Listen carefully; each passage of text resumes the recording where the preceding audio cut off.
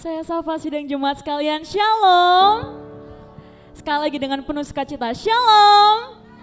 Salam kanan kirinya dengan penuh sukacita, damai sejahtera, senyum yang paling manis. Tuhan Yesus baik.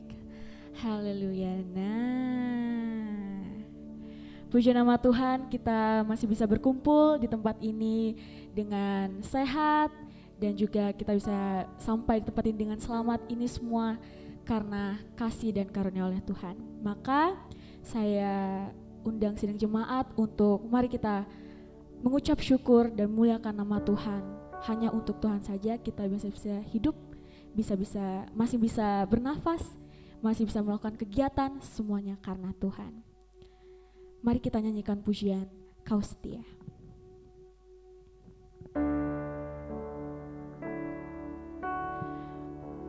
Betapa besar pengorbananmu Tuhan,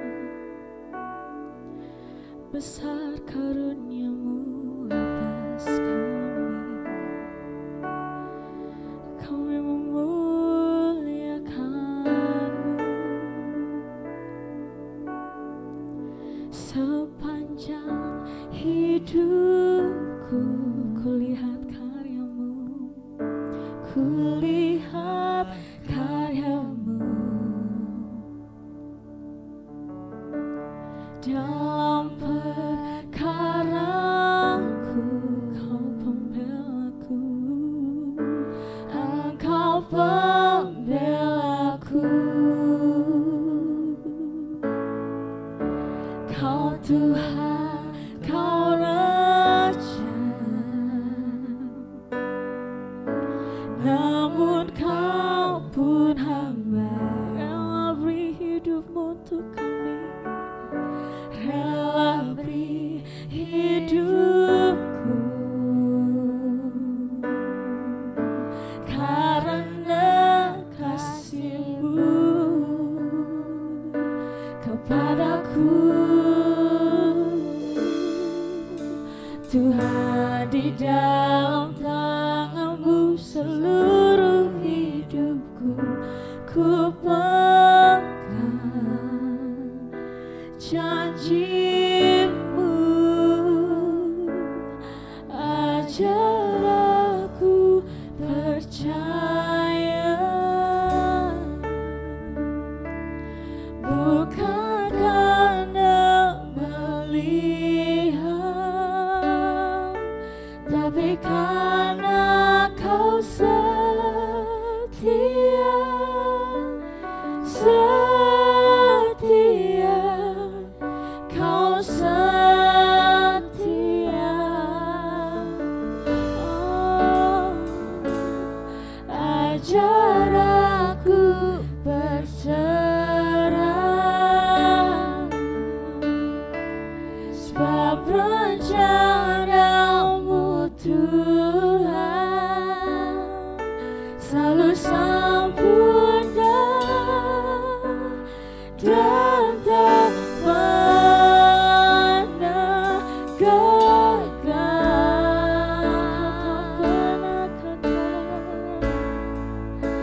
Kau tak pernah gagal. Kami Tuhan menyembah-Mu.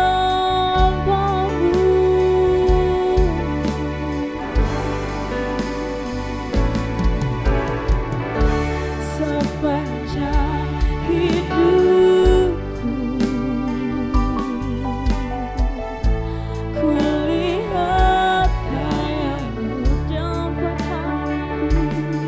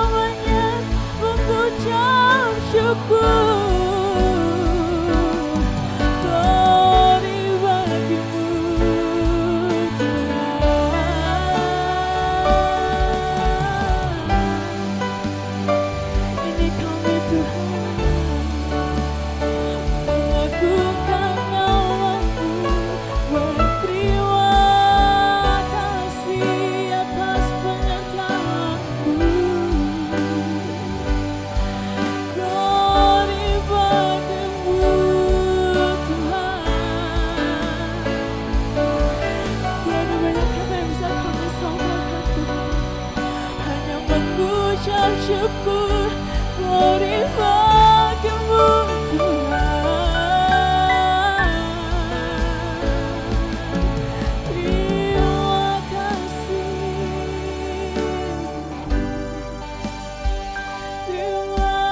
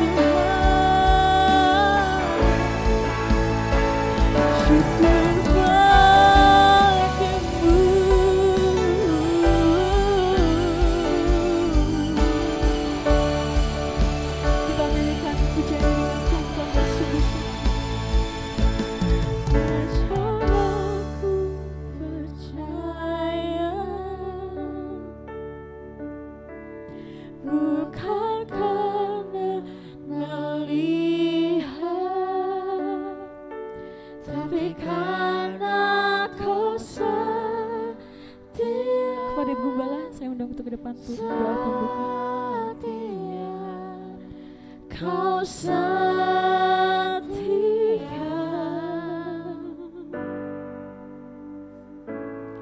ajar aku berserah, sebab rencana-Mu Tuhan selalu sempurna dan tak pernah gagal.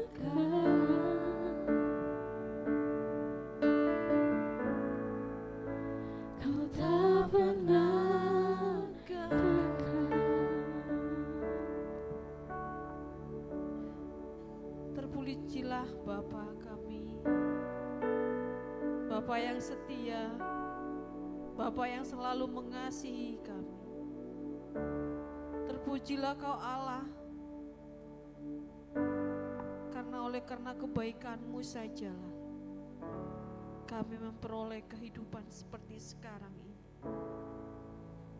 Terima kasih Tuhan, memiliki Allah seperti-Mu adalah keberuntungan bagi setiap kami. Karena tidak ada Allah lain yang menjanjikan yang seperti Tuhan janjikan bagi kami. Karena itu kami ingin lebih mengenal Engkau lebih dalam lagi. Dalam setiap ibadah kami, dalam setiap pujian yang kami naikkan, kami ingin lebih lagi mengenal dan mengasihi Tuhan. Karena kami tahu Tuhan, dengan mengenal-Mu dengan benar, maka iman kami, maka percaya kami tidak akan pernah tergoyahkan oleh apapun juga. Tidak ada kebimbangan dalam setiap keyakinan kami. Tidak ada keraguan dan kekhawatiran oleh segala hal yang harus kami hadapi dalam hidup kami sehari-hari. Karena kami tahu Kau Allah yang setia bagi kami. Terima kasih Tuhan. Terima kasih untuk hari ini Kau sediakan bagi setiap kami yang sudah hadir di rumah Tuhan. Terima kasih masih boleh beribadah kepada-Mu, mengucap syukur dan menyanyikan pujian untuk kemuliaan nama-Mu. Hadirlah di tengah-tengah kami, Roh Kudus yang menuntun dan menguasai seluruh hidup kami sepanjang ibadah ini. Sehingga waktu yang begitu singkat ini kami mau berikan hanya untuk kemuliaan nama-Mu. Kami tidak mau diganggu oleh hal apapun juga Tuhan. Kau menolong setiap para pelayan-pelayan Tuhan yang diberikan kesempatan melayani Engkau dalam bentuk apapun juga. Roh Kuduslah yang memimpin dan menuntun sehingga setiap pelayanan kami ini berkenan di hadapan Tuhan. Kau menolong juga Tuhan, mohon pertolongan-Mu buat setiap kami sidang jemaat-Mu. Dimanapun kami saat ini duduk, biarlah kami memberikan sikap dan respon kami yang terbaik dalam memuji dan memuliakan nama-Mu. Sidang jemaat-Mu yang mesti dalam perjalanan, tibakan di tempat ini dengan segala baik. Yang tidak bisa hadir oleh karena kondisi sakit, Tuhan tolong dan mohon pemulihan untuk mereka. Terima kasih Bapa, kami habiskan ibadah kami hanya di dalam nama Tuhan Yesus Kristus. Haleluya. Amin. Masih semangat sidang jemaat sekalian? Duh, kurang semangat. Masih semangat sidang jemaat sekalian? Amin. Berikan tepuk tangan dulu yang meriah untuk Tuhan Yesus. Kurang kencang, sekali lagi. Puji nama Tuhan. Kita nyanyikan pujian Ku Menang. Saya minta sidang jemaat semua untuk semangat memuliakan nama Tuhan. Amin.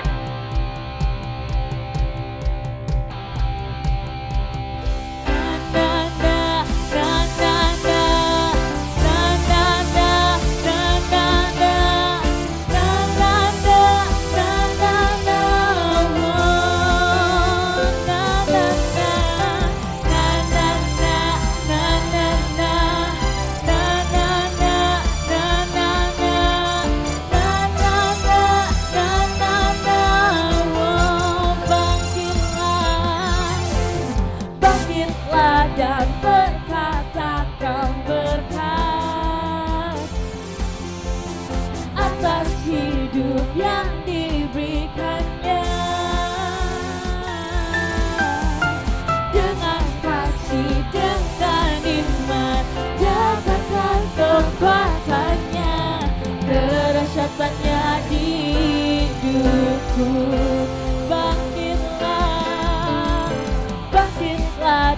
berkatakan berkat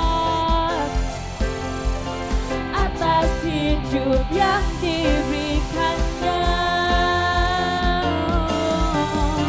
Dengan pasti, dengan iman, nyatakan kekuatannya, kedahsyatannya di hidupku, kedahsyatannya di hidupku.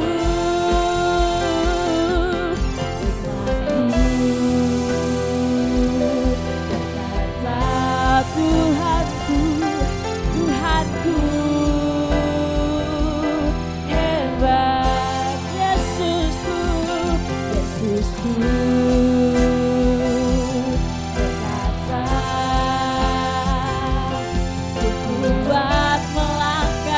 Bersama Dia ku memuji,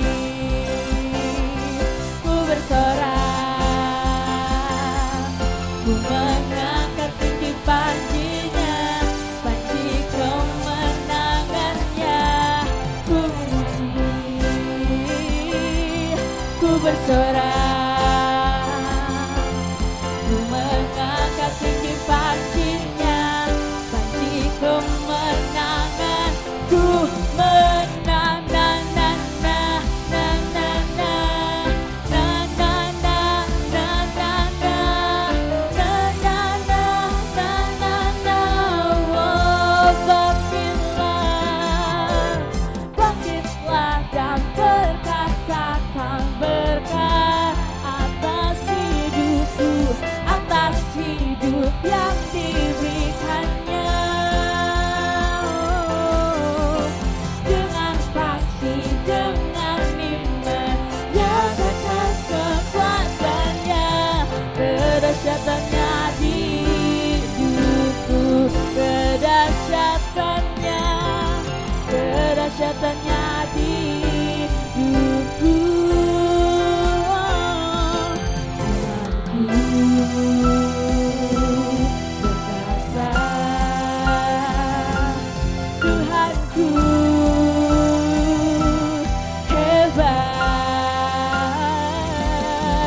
Yesusku,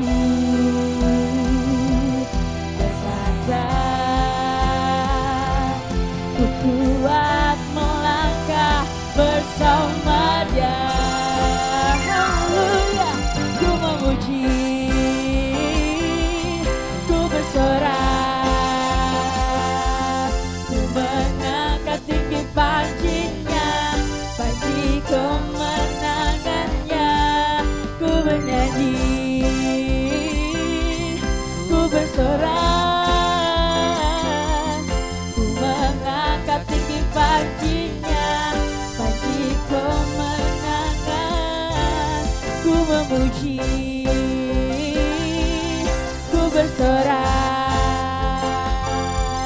ku mengangkat tinggi pancinya, panci kemenangannya, ku bernyanyi, ku bersorak, ku mengangkat tinggi pancinya, panci kemenangan, ku menang, na na na na na na na na na na na na na na na na na, oh na na na na na na na na na na na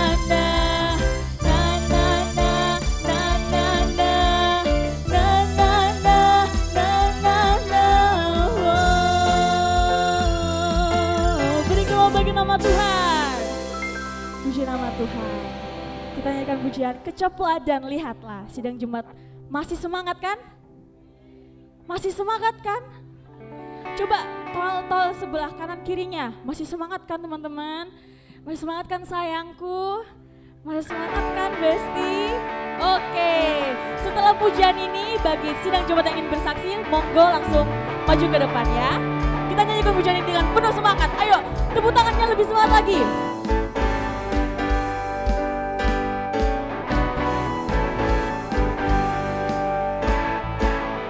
Kecaplah dan lihatlah betapa baiknya Tuhan itu.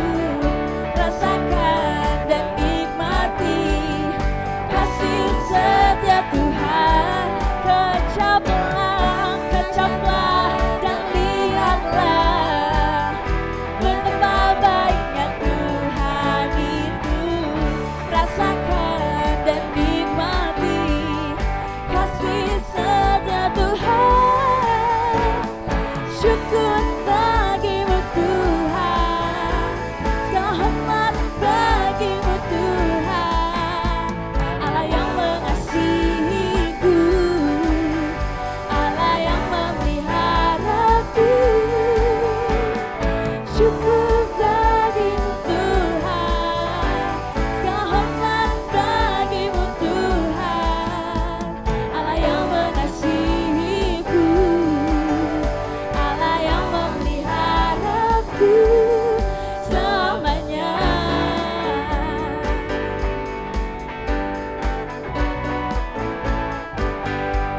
Kecaplah, kecaplah dan lihatlah betapa baiknya Tuhan itu. Rasakan dan nikmati kasih setia Tuhan. Kecaplah dan lihatlah, amin, betapa baiknya Tuhan itu. Rasakan dan nikmati kasih setia Tuhan. Syukur bagimu Tuhan, segala hormat bagimu Tuhan. Allah yang mengasihiku, Allah yang memeliharaku. Syukur bagimu Tuhan, segala hormat bagimu Tuhan. Allah yang mengasihiku, amin. Allah yang memeliharaku selamanya, selamanya, selamanya, selamanya. Beri kemuliaan bagi nama Tuhan.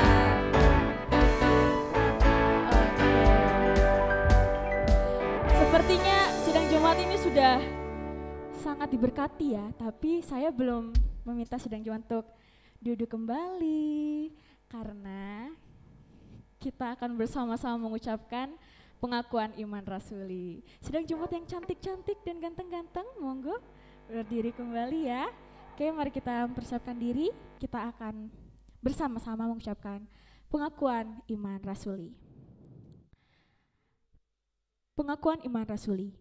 Aku percaya kepada Allah, Bapa yang Maha Kuasa, Khalik langit dan bumi, dan kepada Yesus Kristus anaknya yang tunggal Tuhan kita, yang dikandung dari Roh Kudus, lahir dari anak darah Maria, yang menderita sengsara di bawah pemerintahan Pontius Pilatus, disalibkan, mati dan dikuburkan, turun ke dalam kerajaan maut. Pada hari yang ketiga, bangkit pula dari antara orang mati, naik ke surga, duduk di sebelah kanan Allah, Bapa yang Maha Kuasa. Dan dari sana ia akan datang untuk menghakimi orang yang hidup dan yang mati. Aku percaya kepada Roh Kudus, gereja yang kudus dan persekutuan orang kudus, pengampunan dosa, kebangkitan tubuh dan hidup yang kekal. Amin. Saya persilakan untuk sidang Jumat duduk kembali. Puji nama Tuhan. Tiba saatnya kita akan mempersiapkan persembahan kita yang pertama. Namun sebelum itu mari kita berdoa. Mari kita satukan hati kita untuk berdoa kepada Tuhan.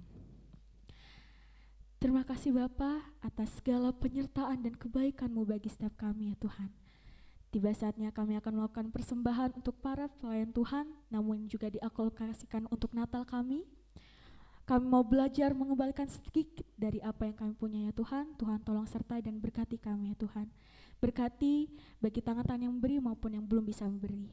Hanya dalam nama Tuhan Yesus kami berdoa dan mengucap syukur. Haleluya. Amin. Kita nyanyikan pujian Sukacita Surga. Kepada para petugas dipersilahkan.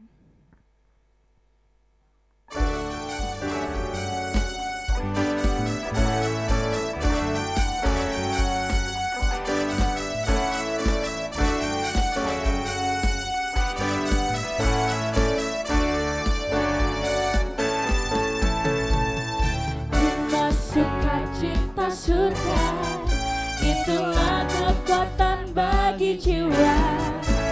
Ku dapat rasakan kasih-Nya di tengah badai yang bergelora. Dimasuka cita surga, itulah kekuatan bagi jiwa.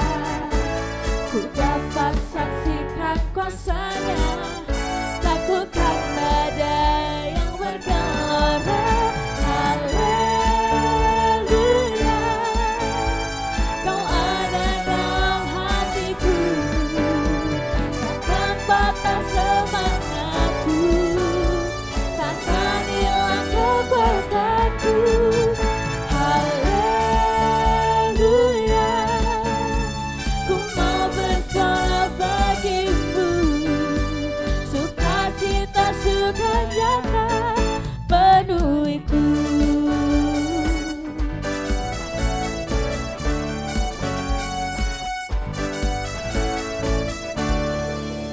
Puji nama Tuhan, terima kasih atas persembahannya. Tiba saatnya kita akan mempersiapkan hati dan pikiran kita. Kita akan mendengarkan firman Tuhan. Kita akan nyanyikan pujian semua firman-Mu. Amin.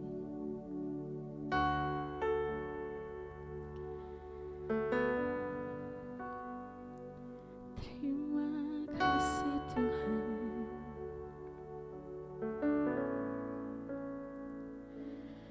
Hatiku tetap teguh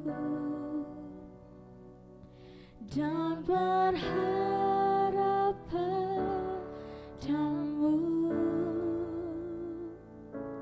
sekalipun tak ada dasar untukku berharap. Hatiku tetap teguh Tuhan, hatiku tetap teguh dan percaya padamu,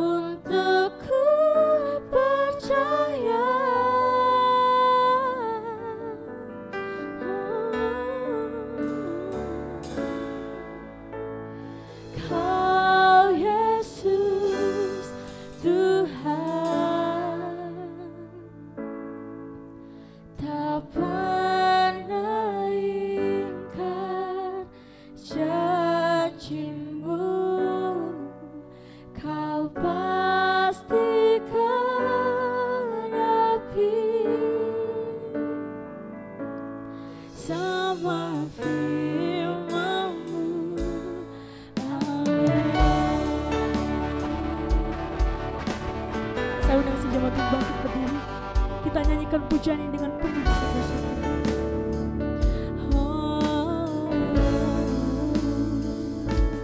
Hatiku tetap teguh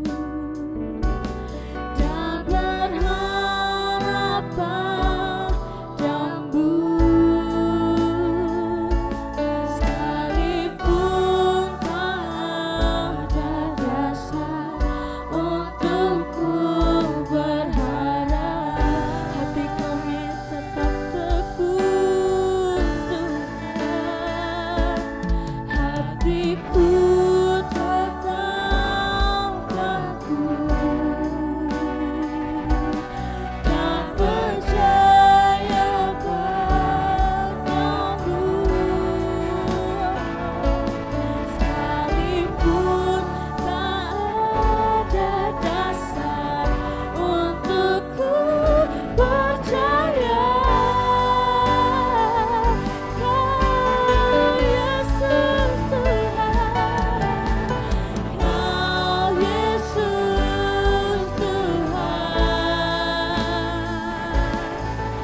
tak pernah ingkar janjimu, Kau pasti genapi semua firman-Mu. Amin.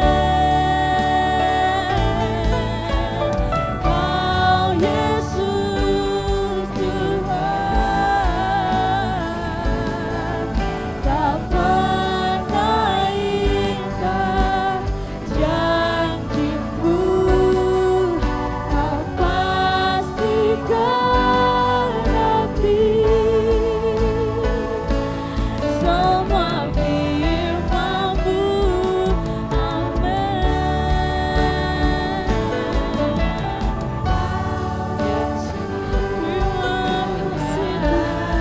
Saya undang coba Bapak Gunadi untuk dalam doa. Naikkan janjimu, Kau pasti genapi semua firman-Mu. Amin. Kau Yesus Tuhan, Kau Yesus Tuhan, Kau pernah ingkar janjimu, Kau pasti genapi semua firman-Mu. Semua firman-Mu, Semua firman-Mu. amin. Semua firman-Mu, Semua firman-Mu. amin. Semua firman-Mu, amin. Inilah yang menjadi harapan kami Bapa. Sungguh kami orang-orang yang beruntung memiliki Allah seperti-Mu. Betapa besarnya dan berkuasanya firman-Mu dalam setiap hidup kami Bapa. Oh terima kasih Tuhan. Ini doa kami Bapa. Ini penyembahan kami Tuhan. Kami bersyukur punya Allah seperti Engkau. Biarlah setiap pujian, penyembahan kami semua berkenan di hadapan-Mu, berbau harum di hadapan-Mu. Terimalah itu ya Bapa. Dan sebentar kami mau mendengarkan firman-Mu. Tetaplah pertolongan Tuhan dalam hidup kami. Roh Kudus yang memberikan pengertian bagi kami. Dan mampukanlah kami Bapa dalam melakukan firman-Mu dalam setiap hari-hari kami Bapa. Kau berkati hamba-Mu yang menyampaikan firman-Mu. Biarlah Engkau kuduskan layakkan Bapa. Kau menolong pemberitaan firman-Mu awal, pertengahan hingga berakhirnya. Nama Tuhan dipermuliakan. Terpujilah Tuhan. Termulialah Engkau ya Bapa. Kami siap mendengarkan firman-Mu. Kami mau duduk dengan tenang mendengarkan firman-Mu Bapa. Dalam nama Yesus, haleluya. Amin. Silakan saudara jemaat kembali duduk.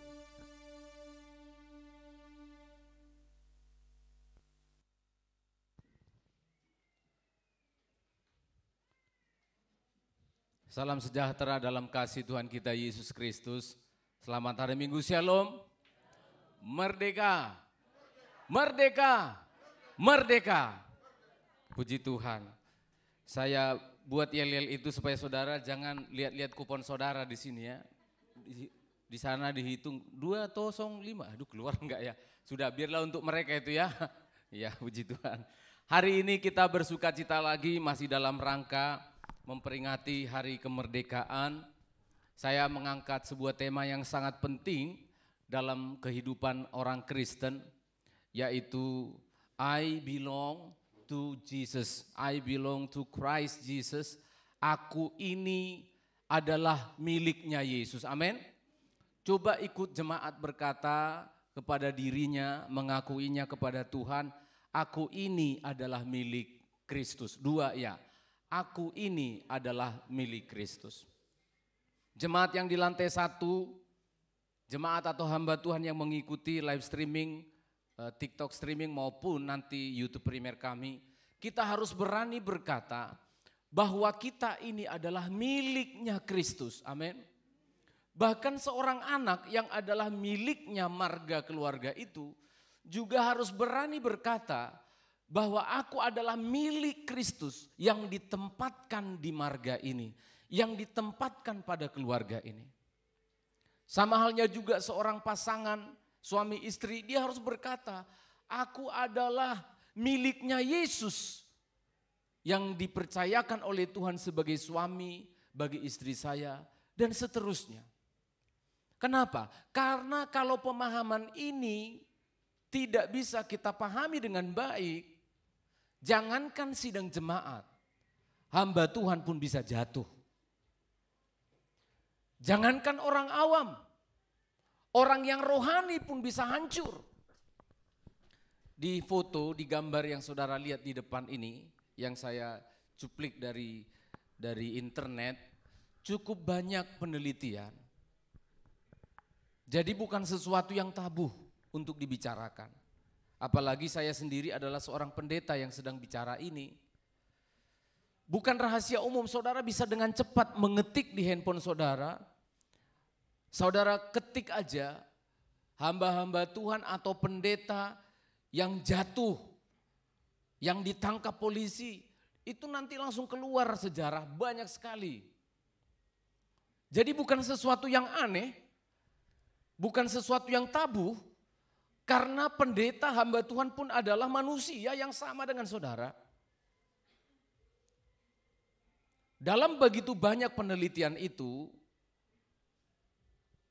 apa sih yang membuat hamba Tuhan, anak Tuhan itu bisa menjadi jatuh dalam dosa? Ada banyak statistiknya atau urut-urutannya itu sangat banyak. Ada godaan manusiawi, cinta uang, kekuasaan, tidak adanya akuntabilitas atau laporan keuangan yang baik, adanya apa? Pujian yang melebihi apa yang dia pikirkan, tidak sanggup dipuji, tidak sanggup tenar atau terkenal. Ada banyak hal. Tetapi pada hari ini kita akan melihat ternyata pemahaman kita tentang kepemilikan kita di hadapan Kristus itu sangat penting. Dan saya akan menunjukkan berdasarkan firman Allah yang akan kita baca bahwa potensi untuk hamba Tuhan maupun jemaat bisa kembali dikuasai oleh dosa setelah dimerdekakan oleh Kristus. Itu karena beberapa faktor ini. Kurangnya pemahaman tentang kepemilikan siapa sebenarnya dirinya. Ada yang berkata aku miliknya si Anu, aku miliknya pendeta itu. Aku milik diriku sendiri, itu yang paling parah. Egoisnya, sombongnya bukan main orang yang seperti ini. Kita akan membaca di dalam kitab 1 Korintus pasal 3 ayat 1 sampai ayat 9, cukup panjang.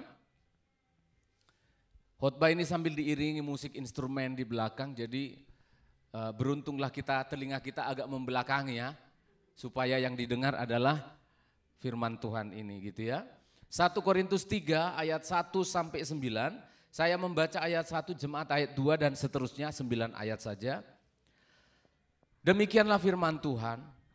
Dan aku saudara-saudara pada waktu itu tidak dapat berbicara dengan kamu seperti dengan manusia rohani, tetapi hanya dengan manusia duniawi yang belum dewasa dalam Kristus. Jemaat, Susulah yang kuberikan kepadamu, bukanlah makanan keras, sebab kamu belum dapat menerimanya, dan sekarang pun kamu belum dapat menerimanya.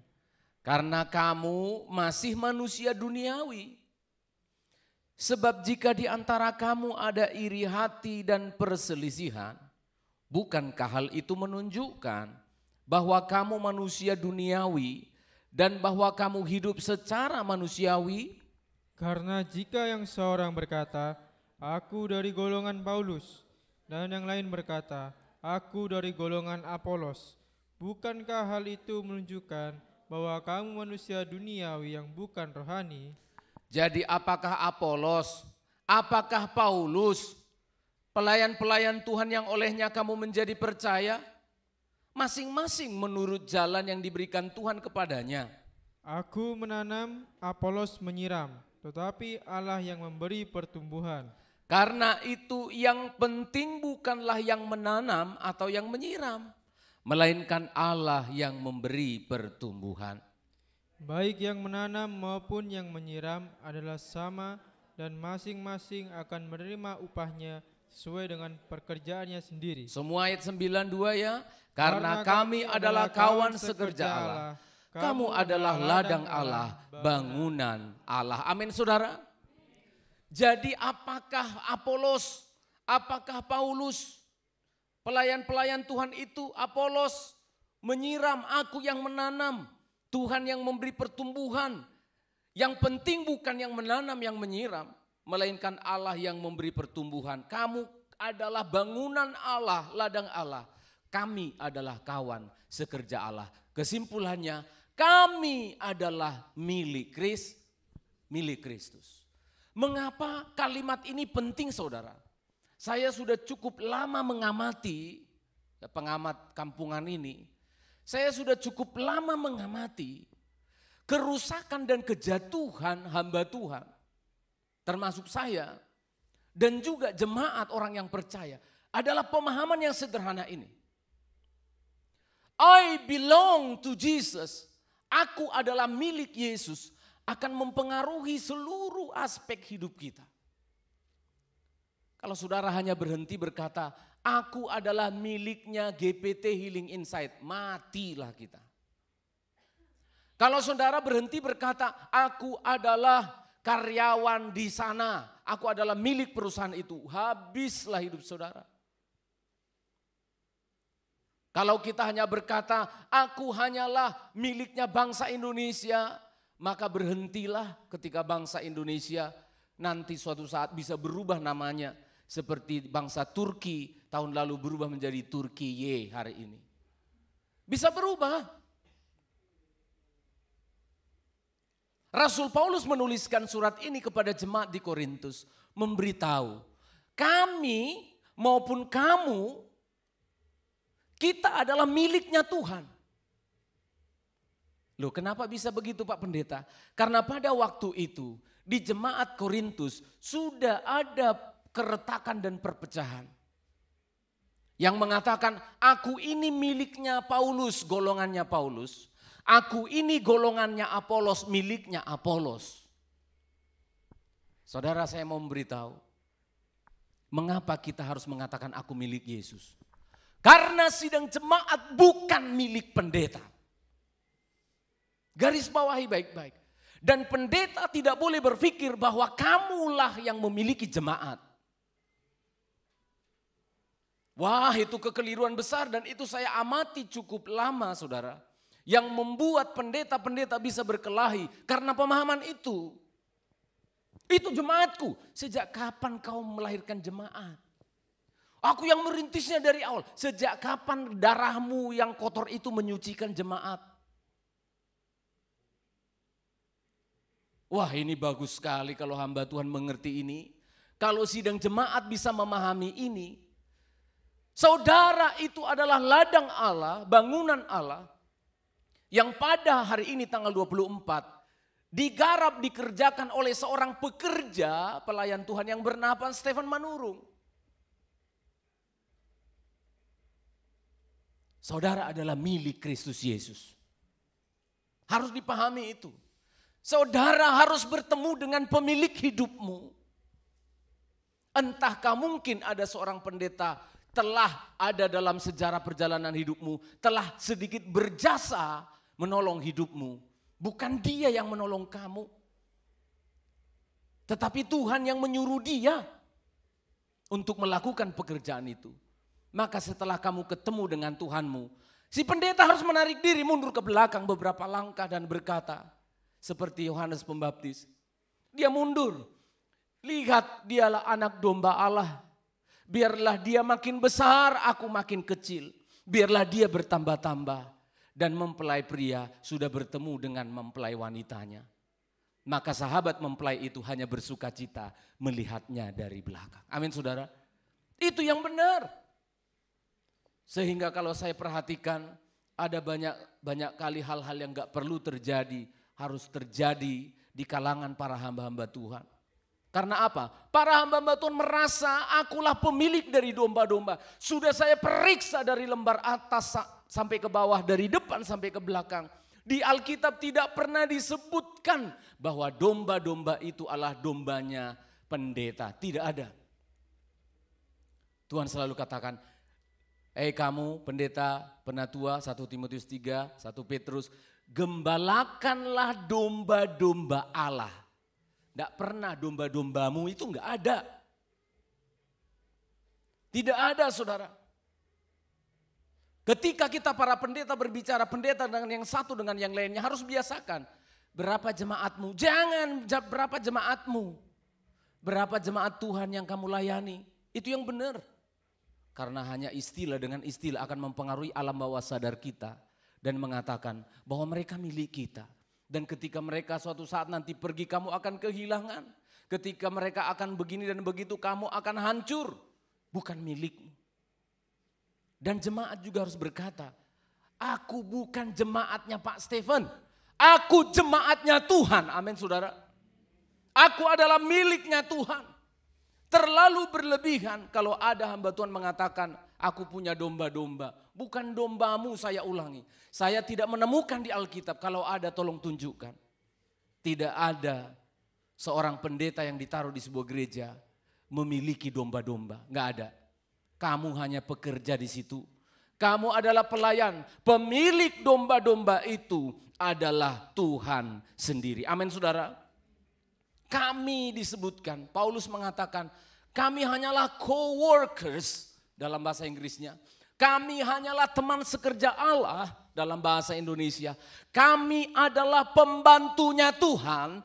Kami adalah karyawannya Allah yang memiliki tugas pokok dan fungsi sebagai seorang hamba Tuhan yang melayani sidang jemaat. Amin saudara. Sidang jemaat perlu tahu apakah tupoksi, tugas pokok dan fungsi seorang pendeta yang ada di gerejamu itu. Mari kita membaca 1 Petrus 5 ayat 1. Inilah tugasnya kami diberikan oleh Tuhan. Berikan status sebagai gembala sidang oleh gereja lokal, oleh negara ini. Tugasnya ini supaya saudara tahu.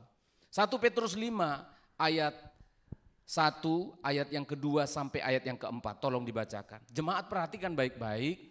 Informasi ini pasti sangat jarang kamu dengar. Saya tidak memuji-muji. Ini doa dari saudara. Sehingga ini harus disampaikan secara terbuka. Jemaat harus paham. Kamu harus ketemu dengan Tuhan. Ya, 1 Petrus 5 ayat 1 sampai 4. Silakan. 2, ya. Aku menasihatkan para penatua. Para gembala terus. Di antara kamu. Ya. Aku sebagai teman penatua dan saksi penderitaan Kristus. Yang juga akan mendapat bagian dalam kemuliaan yang akan dinyatakan. Ya, di Alkitab disebut penatua itu adalah para gembala, tim gembala. Lalu gereja atau sinode memberi SK namanya SK gembala. Di Alkitab tidak ada nama jabatannya itu sebagai gembala. Karunia gembala ada. Tapi jabatannya namanya presbuteros atau penatua. Jadi Pak Gunadi itu adalah gembala juga loh. Saya gembala senior kebetulan. Penatua-penatua, kamu adalah gembala-gembala. Apa tugasnya? Ayat 2, ini tugasnya baru istilah gembala keluar. Ya, gembala itu adalah penatua, pekerjaannya ayat 2 menggembalakan. 2, iya. Gembalakanlah kawanan domba Allah yang ada padamu, jangan dengan paksa. Iya, sebentar. Gembalakanlah kawanan domba Allah yang ada padamu, bukan dombamu. Paham kalimat itu? Hati-hati pendeta membaca ayat ini. Jangan terlalu pede, jangan terlalu berlebihan, dan jangan melampaui yang tertulis. Ayat ini menyebutkan, gembalakanlah kawanan dombaku, kawanan domba Allah yang ada padamu. Wah, ini sudah jelas. Saudara cuma dititip Allah, pemilik saudara adalah Tuhan. Yang bekerja melayani saudara adalah saya, penatua. Caranya bagaimana melayani saudara? Lanjut, jangan dengan paksa. Iya. Tetapi dengan sukarela sesuai dengan kehendak Allah. Jangan dengan paksa, kalau terpaksa nanti bersungut-sungut terus. Kalau domba itu rewel, domba itu diare, domba itu nanduk. Ada domba nanduk, Pak. Sudah ada sekarang. Domba itu nanduk, gembala sidangnya, karyawannya Tuhan itu ditanduki, Pak. Istrinya penatua ditanduk sama domba itu. Nanti saya akan jelaskan siapa saudara sebagai jemaat. Ya, domba tidak pernah disebut kambing-kambing Allah sejak kapan. Tapi aneh, domba ini suka nanduk. Jarang domba itu saling menanduk, apalagi nanduk gembala. Wah, gak ada, saya perhatikan gak ada. Domba itu paling nurut sama gembala sidang yang dititipkan itu. Jangan dengan terpaksa, tetapi dengan sukarela sesuai dengan kehendak Allah. Iya, harus dengan sukarela. Minggu lalu saya sudah sebutkan, saya dengan istri, para penatua sudah menghibahkan diri kami untuk bangsa dan negara ini. Berkontribusi mengisi kemerdekaan ini dengan cara yang begini. Kami dengan rela, tidak dengan paksa, memberi diri kami untuk apa? Menggembalakan kawanan domba Allah yang ada padamu. Seberapa saudara ditaruh Tuhan, ya sebegitu itulah seorang hamba Tuhan dengan kerelaan harus melayani Allah lewat mereka. Jangan dengan terpaksa. Kalau dengan terpaksa, maka kita akan menggunakan kalkulator. Kalau dengan terpaksa, kita akan menggunakan jam kerja. Kalau dengan terpaksa, kita akan meminta penghormatan, reward, pujian, dan lain sebagainya. Tidak. Ayat yang ketiga, lanjutkan apalagi tupoksinya. Dan jangan karena mau mencari keuntungan. Jangan karena mencari keuntungan terus. Tetapi dengan pengabdian pengabdian diri. Tegas sekali saudara. Supaya saudara tahu pendeta-pendetamu, gembalamu, dimanapun nanti engkau berada, pindah tempat lalu ada gembala di sana. Kamu harus memahami dan mendoakan para pendeta itu. Mereka harus melayani saudara. Bukan untuk mencari keuntungan. Cari untung kok di gereja. Aneh. Cari untung kok dalam pelayanan rohani. Kenapa tidak bekerja di luar? Mengapa tidak memiliki usaha dan lain sebagainya? Saudara perhatikan hamba-hamba Tuhan. Apalagi yang sudah dilantik, ditahbiskan menjadi gembala. Tidak ada lagi pikiran untuk mencari keuntungan, tetapi dengan pengabdian diri. Karena keuntungan kami adalah beruntunglah kami bisa memberitakan Injil Tuhan. Itulah keuntungannya. Tidak boleh terpikir untuk mencari keuntungan. Hari-hari ini sedang ribut ya. Rakyat katanya dinaikkan pajak. Anggota DPR. Apa? Oh kalian baca juga ya? Naik gaji bukan per bulan. Satu hari berapa? Semua hafal.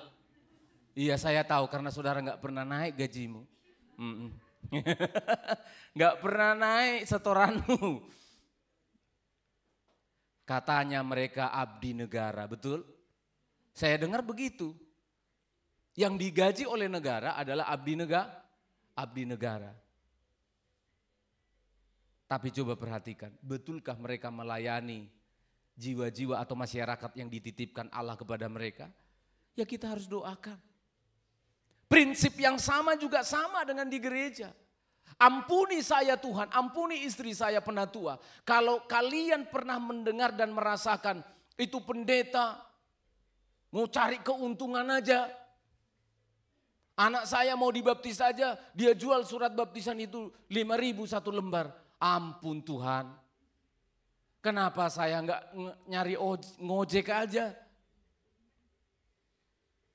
Kalau sampai ada satu orang yang paling lemah di jemaat ini mengeluh dan mengatakan itu ibu gembala itu terpaksa kelihatan dari jalannya itu terpaksa itu melayani kita. Ampunilah kami Tuhan.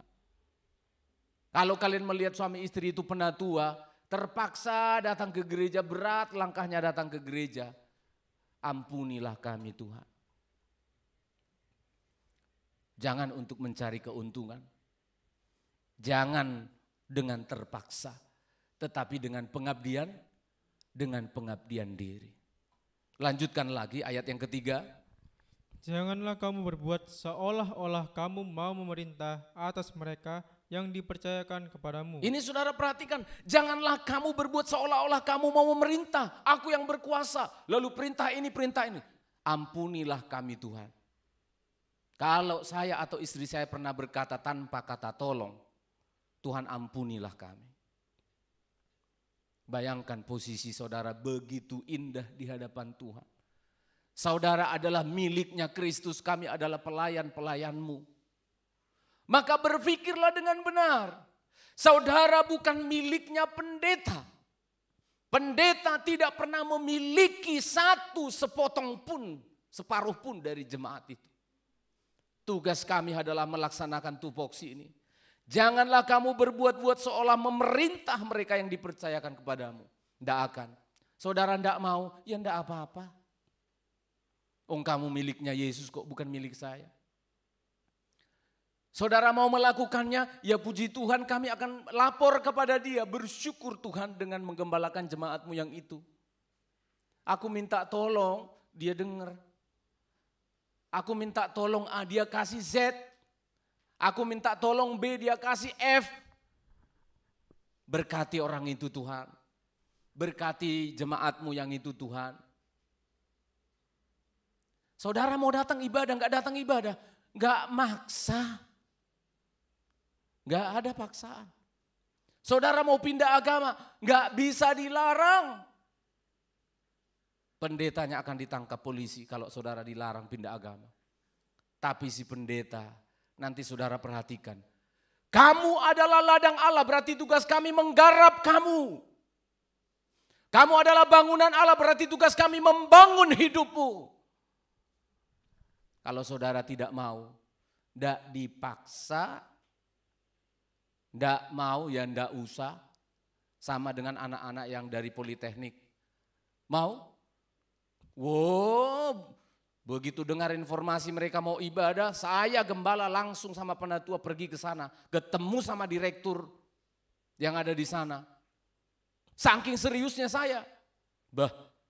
Pendeta hamba Tuhan kok ditantang ada orang mau ibadah. Dah bikin resmi bila perlu. Saya datang ke sana ketemu pembantu 3, pembantu 2-nya. Ketemu bikin rapat dengan direktur. Oke Pak, kalau memang serius begitu kita jaga Pak. Kita jaga Pak, urusan ini kita harus jaga. Kita bikin MOU Pak. Direkturnya bilang iya, oke siap. Berjalannya waktu, kita sudah serius, armada semua, ayo seberapa jumlah yang ada, kerahkan semua mobil. Bila perlu ada mobil jemaat tolong jemput. Di tengah jalan, sudah enggak mau kami Pak. Kami mau ke gereja yang lain, mau ke agama lain pun kau enggak apa-apa. Enggak masalah. Mau, ya kita layani. Enggak mau, enggak apa-apa.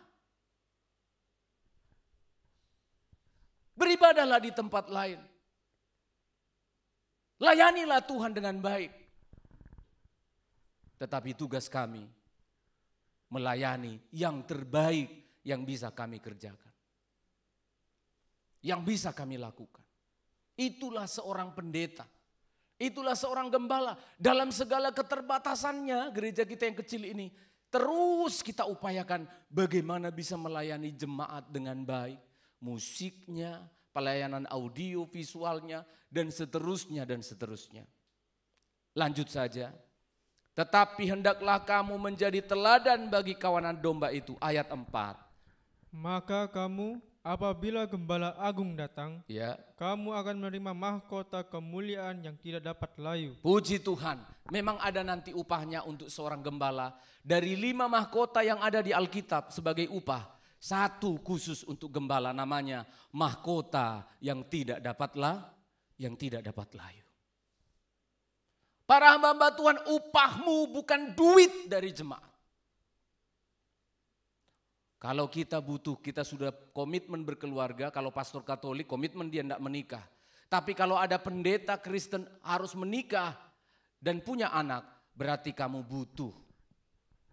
Anak-anakmu bukan pendeta.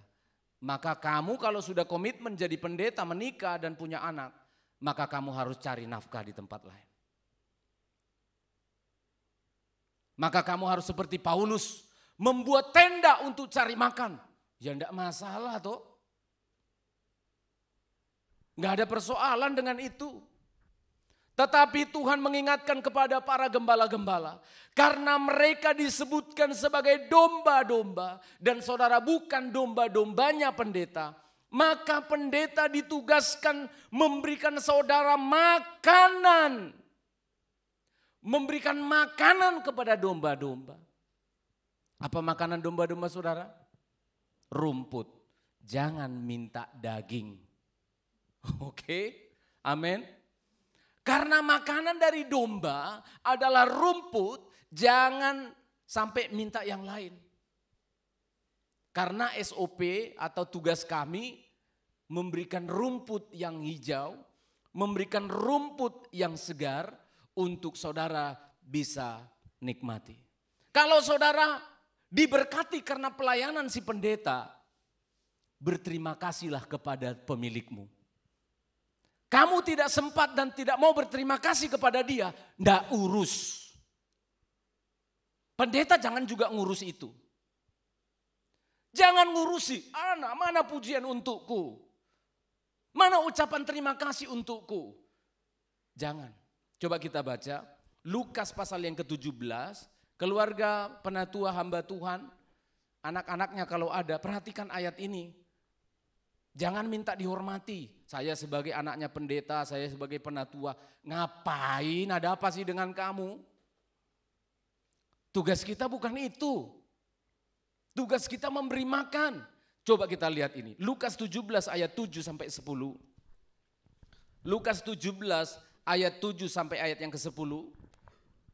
Siapa di antara kamu yang mempunyai seorang hamba yang membajak atau mengembalakan ternak baginya, Ya. akan berkata kepada hamba itu, setelah ia pulang dari ladang, mari segera makan. Oh enggak. Di sini dikasih gambaran, siapa yang punya hamba? Sudah kerja di ladang, menggembalakan, beternak, lalu dia pulang, nanti aku tinggal duduk makan. Enggak. Apakah tuannya akan bilang, mari sini, wah bagus ya kamu ya, ayo makan. Enggak, belum, terus apa? Bukankah sebaliknya ia akan berkata kepada hamba itu, Ya. sediakanlah makananku, ikatlah pingganmu dan layanilah aku sampai selesai aku makan dan minum. Terus? Dan sesudah itu engkau boleh makan dan minum. Ya, melayani yang terbaik kepada umat, kepada domba-domba, kepada pekerjaan Tuhan. Melayani Tuhan jangan lupa. Ini pendeta seringkali hanya berhenti melayani pekerjaan Tuhan. Maka boring, burn out, terbakar dan hangus, stres dan gila. Karena dia tidak pernah ketemu dengan Tuhannya. Melayani pekerjaan Tuhan, tetapi jangan lupa kamu melayani Dia yang menciptakan, yang memilih engkau. Ayat yang ke-9, ini parah. Ayat 9, baca.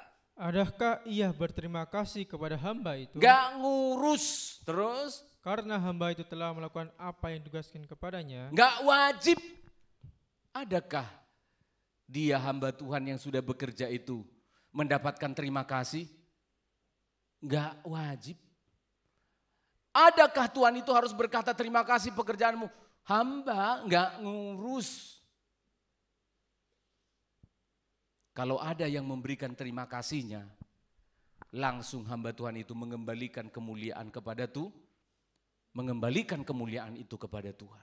Saudara harus paham, saudara harus mengerti. Saya tidak sedang mengajari jemaat ini untuk kurang ajar kepada hamba Tuhan. Keliru.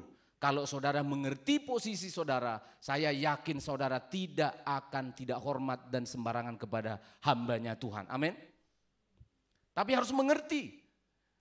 Jangan sampai kamu seperti diikat, seperti dikungkung, tidak bisa berbuat apa-apa. Karena aku milik dari gereja itu, aku milik dari pendeta itu. Gak ada di Alkitab yang seperti itu. Karena yang penting, kata Paulus, bukanlah yang menanam atau yang menyiram, melainkan Allah yang memberikan pertumbuhan. Saya harus menjelaskan istilah yang digunakan pada ayat yang ke-7 ini akan merubah cara berpikir kita. Kembali ke 1 Korintus 3 tadi, ayat yang ke-7. Mungkin kita jarang mendengar ini, tapi saya akan ungkapkan dengan tegas dan jelas. 1 Korintus 3 ayat yang ke-7, tolong bacakan lagi Kak Nelson. Karena itu, yang penting bukanlah yang menanam atau yang menyiram. Yang penting bukan yang menanam atau yang menyiram, Apolos atau Paulus. Berarti enggak penting mengenai status siapa namamu. Siapakah Apolos? Siapakah Paulus? Enggak penting. Kok kamu minta-minta namamu terus diagung-agungkan? Kok jemaat terus saja menemut, oh pendeta ini hebat, pendeta ini. Enggak penting. Yang penting apa Kak Nelson? Melainkan Allah yang memberi pertumbuhan. Allah yang memberikan pertumbuhan. Siapakah Apolos? Siapakah yang menanam? Karunia. Siapakah yang menyiram? Karunia. Mau karunia kesembuhan pendeta, karunia berkhotbah, karunia apapun yang dimilikinya, ora penting. Supaya saudara mengerti. Kenapa kamu merasa penting sekali sih di gereja ini? Mengapa sih kamu merasa penting sekali di sinode? Mengapa sih kamu merasa penting sekali? Kalau enggak ada aku enggak bisa jalan itu gereja. Ada apa sih dengan kamu? Alkitab saya mengatakan enggak penting. Yang penting bukan Apolos, bukan Paulus, bukan nama, berarti nama besar. Bukan yang menanam, bukan yang menyiram, berarti karunia. Gak penting kata Tuhan. Supaya kita enggak usah jual mahal para hamba Tuhan yang dikasih karunia menanam atau menyiram. Menyembuhkan atau berkhotbah, menginjil atau bermain musik. Jangan saudara. Alkitab saya tidak bisa bilang begitu, tidak ngomong begitu. Ora penting. Kenapa itu yang selalu diomongi? Kenapa yang penting yang memberi pertumbuhan yang adalah Tuhan itu enggak pernah diomongi? Mengapa jemaat selalu membicarakan, pendeta ini hebat, pendeta ini kurang hebat, pendeta ini bagus gedungnya, pendeta ini. Berhenti saudara. Stop saudara. Itu enggak penting dibicarakan. Itu enggak penting diomongin. Kami ini hanya co-workers, kami ini adalah kawan sekerja Allah, sama kami semua. Enggak penting jabatannya apa, enggak penting kuasanya apa, enggak penting. Kalau jemaat masih ngomongin yang gitu-gitu, ini ayat tentang dewasa atau tidak tadi, susulah yang kuberikan kepadamu. Karena kamu belum bisa makanan keras. Saya pengen jemaat kita ini dewasa dalam memahami. Amin saudara. Kaget mungkin kita mendengar ini. Kalau saya sederhanakan kalimatnya, ora penting kamu. Ora penting saya. Yang penting itu adalah Dia yang memberikan pertumbuhan. Jangan kita kejar-kejar yang begitu. Bagaimana kita supaya punya nama besar, bagaimana supaya kita terkenal. Jangan pernah terbersih dalam pikiran kita pelayan-pelayan Tuhan yang ada di sini. Aku ini penting di gereja itu, aku orang penting. Kalau enggak ada aku enggak bisa jalan gereja itu. Stop. Jangan saudara. Jauhkan itu. Kalau nggak ada saya, nggak ada jemaat di situ. Saudara, saya tunjukkan sebuah ayat. 1 Korintus pasal yang ke-4. 1 Korintus pasal 4, lanjutan pasal 3 tadi. Keras memang 1 Korintus ini ya. 1 Korintus pasal 4, ayat yang ke-6 sampai ayat yang ke-7. Mari jemaat kita ikut membaca, supaya kita jangan berlebihan. 1 Korintus 4 ayat 6 dan 7, tolong baca Kak. Saudara-saudara, kata-kata ini aku kenakan pada diriku sendiri Iya. dan pada Apolos. Mm-mm. Karena kamu, supaya dari teladan kami, kamu belajar apakah artinya ungkapan, Iya. jangan melampaui yang ada tertulis. Jangan melampaui yang tertulis. Kalau yang tertulis mengatakan ora penting lu, jangan kau sok-sok penting kali. Jangan saya sok-sok penting sekali. Jangan melampaui yang tertulis. Jangan melampaui yang tertulis. Oke? Maka jalannya pendeta biasa aja lah. Cara ngomongnya biasa aja lah, kayak orang awam biasa. Ngapain? Cara berpakaiannya biasa, nggak usah aneh-aneh. Jangan melampaui yang tertulis, kata Paulus. Terus? Supaya jangan ada di antara kamu yang menyombongkan diri Pasti sombong. Terus? dengan jalan mengutamakan yang satu daripada yang lain. Pasti dia menganggap dirinya lebih hebat dari yang lain. Ayat 7. Sebab siapakah yang menganggap engkau begitu penting? Siapa? Ya kau sendiri. Orang penting menganggap diri penting. Wah, saya membaca ayat ini saudara, saya makin mengerti, oh Tuhan siapa sebenarnya pendeta ini. Siapa sebenarnya hamba Tuhan itu. Gak mungkin seorang pendeta pelit tersenyumnya. Gak mungkin seorang pendeta sulit menyapanya. Gak mungkin seorang pendeta hidungnya ke atas, gak mungkin. Kalau dia ngerti ayat ini. Siapakah yang menganggap kamu begitu penting terus? Dan apakah? Dan apakah yang engkau punyai yang tidak engkau terima? Oh, seolah-olah kamu bisa menyembuhkan jemaat atau orang sakit. Seolah-olah kamu yang menemukan itu sendiri. Kamu bisa berkhotbah seolah-olah kamu bisa sendiri. Bukankah kamu juga menerima itu? Itu maksudnya. Kamu menerimanya dari Tuhan dan jika engkau terus. Dan jika engkau memang menerimanya, Ya. mengapakah engkau memegahkan diri seolah-olah engkau tidak menerimanya? Ayolah jemaat. Ayolah kita para hamba-hamba Tuhan. Mulai dari sekarang. Jangan menganggap diri terlalu begitu penting. Pelayan-pelayan Tuhan. Supaya kita melayani Tuhan dengan baik, dengan sungguh-sungguh. Di gereja kita sekarang sudah kita lengkapi dengan musik director. Sebenarnya ini untuk persiapan Natal. Tapi saya bilang sama Tuhan. Kalau bisa lebih cepat, kenapa Tuhan? Ini musik director, kita punya mixer, punya ear monitor. Kalau saya ngomong dari mic yang satu itu, nanti ganti-gantian. Kami ada 3 di sini MD, musik director, pengarah musik. Saya, Kak Nelson, sama Kak Rafael itu. Dari mic itulah perintah diucapkan kepada mereka yang pakai earphone itu. Dikasih tahu, silakan tanya mereka. Ketika musik sudah berjalan, saya ingatkan mereka. Jangan lupa pemain musik, kamu menyembah Tuhan. Saya ngomong dari mic itu. Karena saya lihat kita bisa terlalu asik dengan skill dan kemampuan kita dan merasa kita hebat sekali. Tuhan tidak suka. Bau busuk permainan musikmu.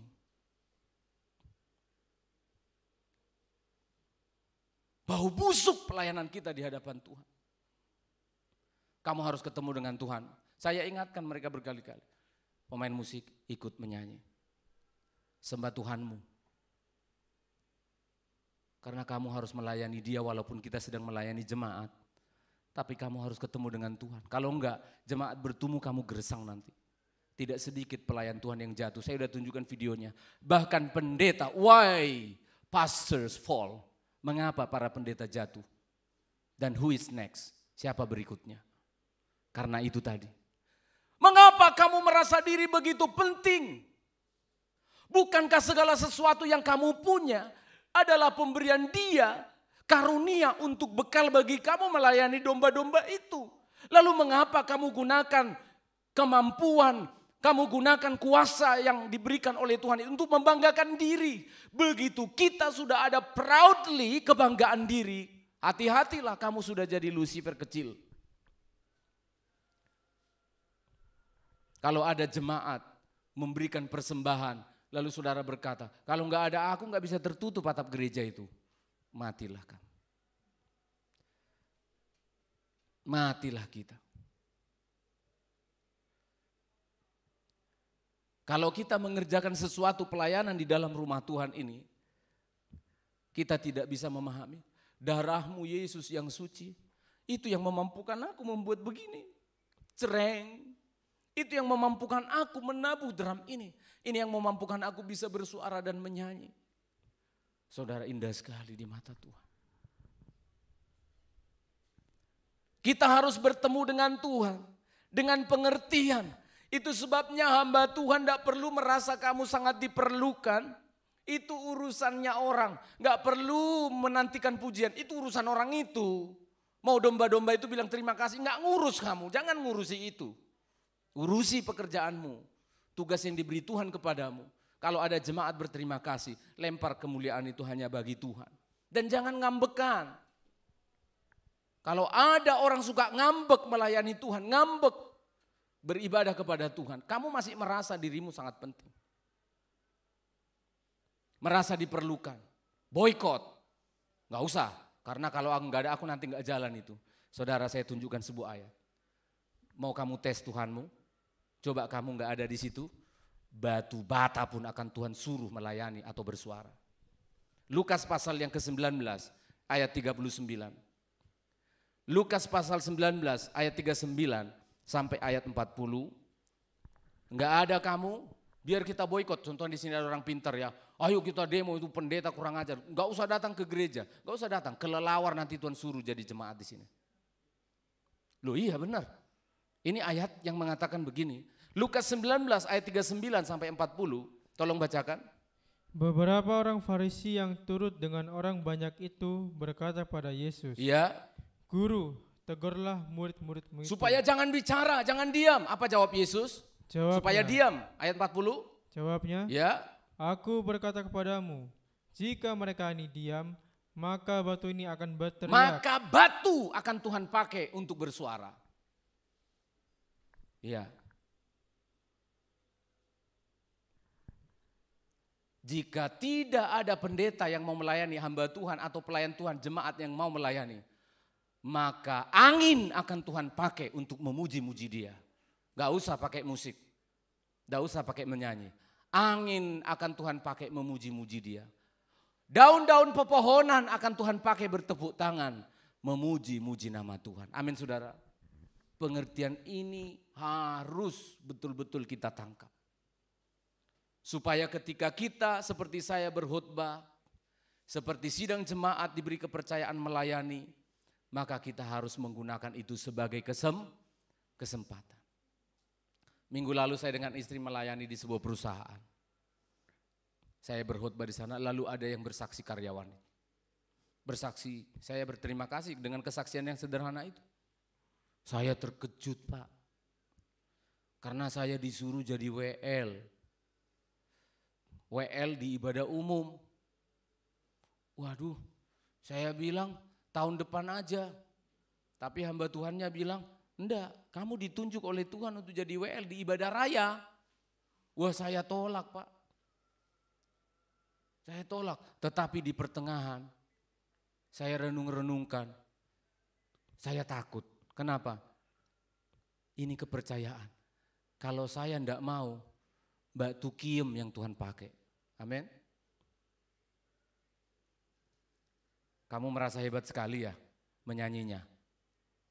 Di jemaat itu gak ada yang pintar nyanyi. Aku yang bisa, lainnya fals. Yang fals itu Tuhan pakai. Kalau kita menunggu memuji Tuhan itu harus yang paling siap. Aku baru mau menyanyi kalau sudah seperti Agnes Monica. Aku mau baru jadi singer. Setelah jadi Agnes Monica, saya kasih tahu ya, setelah kau sudah menyanyi seperti Agnes Monica, sudah di Rusia kau besok. Iya betul? Saya baru mengerti. Tuhan, jadi pelayan Tuhan itu enggak boleh sembarangan. Tapi kalau ada hati yang rela dan mau, fals juga enggak apa-apa, bisa ajari. Karena kualitas yang terbaik yang seperti apa yang Tuhan mau? Harus seperti Agnes Monica. Agnes Monica enggak mau nyanyi di gereja, enggak sanggup bayar kamu. Lalu sampai kapan gereja itu memuji Tuhan kalau semuanya nunggu Agnes Monica, nunggu menyanyi seperti siapa? Brian Adam? Wah, enggak bisa. Ternyata Tuhan lihat hati yang rela dan mau.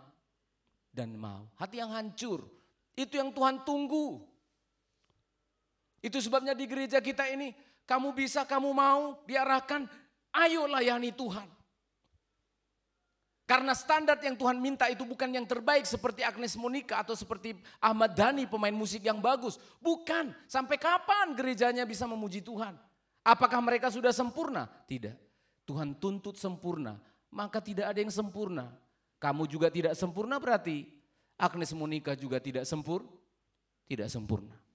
Maka yang Tuhan lihat adalah pengertian, kita memahami, kita datang kepada Tuhan jangan karena merasa layak, jangan melayani Tuhan karena pantas atau expert, ahli di bidangnya. Lakukanlah segala sesuatu dengan sikap yang benar di hadapan Tuhan. Tuhan, aku ini hanyalah bejana tanah liat yang rapuh tetapi dipakai oleh Tuhan. Amin jemaat Tuhan. Ini. Bawa hidupmu bukan karena layak.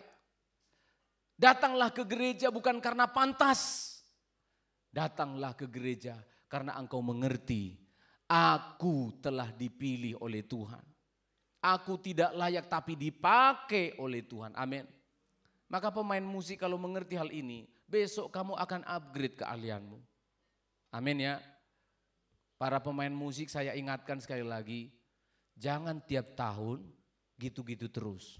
Salah kamu di hadapan Tuhan. Harus gunakan itu sebagai kesempatan untuk belajar. Maka berlatih terus. Kalau sudah diberikan kesempatan oleh Tuhan untuk kita beribadah dan melayani Tuhan, maka gunakan itu dengan sebaik-baiknya. Tuhan kasih 2 harus jadi 4, amin. Tuhan kasih 5 harus jadi 10. Jangan Tuhan kasih 1, tahun depan 1 lagi. Tuhan bilang apa? Ikat tangan dan kakinya. Lemparkan orang yang malas dan jahat ini. Loh, bukan saya yang ngomong loh. Kan ada itu. Tuhan itu memberi talenta 1, 2 dan 5. Yang 5 ngasih 10 tahun berikutnya. Yang 2 ngasih 4, ada yang 1. Aku tanam aja lah talenta ini. Ku tanam aja lah hobi ini, ku tanam ajalah keahlian ini. Jangan main-main. Sama juga dengan jemaat. Tahun ini sudah minum susu dikasih pendeta. Tahun depan minta susu lagi. Wah, enggak beres. Di-upgrade para pemain musik, para penyanyi, di-upgrade. Saya senang ya, khususnya para penyanyi kita itu makin hari makin bagus ya. Suaranya makin bagus. Dulu awal-awal jujur aja jantungan kalau nyanyi. Agak capek telinganya mendengar ya. Tapi karena mau ditegur, mau diingatkan, berlatih, makin baik dan makin baik. Berlatih terus. Ini sudah mau selesai tahun 2025. Mana? Pelayanan Pak Stefan juga sebagai hamba Tuhan harus terus ditingkatkan dari hari ke sehari. Inilah hamba Tuhan. Jangan merasa terlalu penting. Sekarang kita melihat dalam waktu 15 menit saya minta waktu. Siapakah jemaat? Saya sengaja balik saudara. Harusnya sebenarnya kan ayat 1 sampai ayat 4 dulu khotbah ini. Tapi saya mulai tadi dari ayat 9. Supaya saudara merasa fair, pendeta dulu yang diomongin. Dan saya sudah lakukan itu. Sekarang kita melihat siapakah jemaat itu. Ya, kita membaca ayat yang ke-9 diberikan kesimpulan tadi oleh Paulus. Ayat yang ke-9 saja langsung kita baca. Siapakah sidang jemaat itu? Tolong dibacakan 1 Korintus 3 ayat yang ke-9. Karena kami adalah kawan sekerja Allah, Ya. Kamu adalah ladang Allah, Ya. bangunan Allah. Kamu adalah kawan sekerja Allah. Jemaat apa? Ayo jemaat yang mengatakan, jemaat apa? Jemaat adalah ladang Allah dan bangunan Allah. Setelah Tuhan menjelaskan bagaimana seorang hamba Tuhan, Paulus menyiram, Paulus menanam, Apolos menyiram. Ora penting. Sekarang jemaat. Kamu adalah ladang Allah, bangunan Allah. Istilah yang digunakan pertama adalah kamu adalah sebagai ladang Allah. Apa yang kita pahami tentang ladang Allah? Bicara tentang ladang adalah lahan garapan. Tempat di mana lahan ini harus dikerjakan. Kenapa harus dikerjakan? Kondisinya tidak ideal. Kondisinya tidak baik. Banyak rumput duri. Banyak disinggahi binatang-binatang yang najis. Banyak disinggahi binatang-binatang yang buas. Harus digarap dan dikerjakan. Perhatikan baik-baik. Jadi tugas saudara, tugas pendeta menggarap. Saudara adalah ladang itu. Berarti pendeta mengerjakan sesuatu. Kalau saudara mengerti seorang petani, bagaimana cara seorang petani mengerjakan ladangnya? Dicangkul. Di apa lagi jemaat? Dibabat. Di apa lagi? Diwolak-walik tanahnya. Di apa lagi? Dicongkel batunya. Di apa lagi? Diratakan tanahnya. Disirami ladangnya. Baru diberi pupuk tanahnya. Supaya dia bisa bertumbuh. Maka yang paling dibutuhkan sikap sebagai seorang ladang. Ini permintaan Tuhan. Itu sebabnya relakanlah hatimu dan bertobatlah. Amin jemaat. Apa tugas saudara ketika digarap oleh para pekerja-pekerja Tuhan itu? Relakanlah hatimu dan bertobatlah. Ketika firman Allah atau pelayanan pendeta penatua itu membabat kesukaan-kesukaanmu yang merusak hidupmu. Membongkar bangkirkan, mencongkel keras hatimu. Kedegilan hatimu, mengingatkan kebodohanmu. Jangan marah. Relakanlah relakanlah hatimu. Karena si pendeta itu tidak melakukannya untuk tujuannya. Kadangkala si pendeta itu juga nanti bisa merasa tidak tega kalau dia menggunakan perasaannya. Kadangkala saya sebagai gembala itu tidak tega mengucapkan kalimat-kalimat yang tadi saya katakan. Kalian kira saya keras sekali. Kadangkala saya tidak tega mengucapkannya. Kalau saya tidak takut kepada Tuhan, tidak mau saya memilihkan kalimat itu saudara. Tidak mau saya. Saya tahu perasaan saudara, saya tahu saudara di Jawa sini. Tapi saya terpaksa memilihkan kalimat itu. Karena itu tugas saya.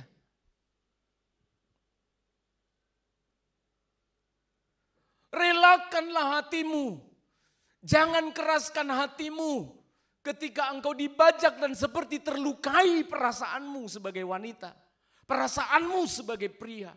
Perasaanmu sebagai anak muda yang pintar dan lain sebagainya. Relakanlah hatimu. Makin cepat engkau merelakan hatimu untuk digarap. Makin cepat engkau bertumbuh dan berbuah. Amin. Tidak peduli tentang usia saudara. Pertumbuhan rohani itu tidak bicara usia. Kalau usianya nanti makin tua makin rohani kok dia Pak? Enggak ada itu. Enggak ada rumusnya kutemukan di Alkitab. Timotius yang muda bisa lebih maju kerohaniannya dibandingkan Petrus yang tua.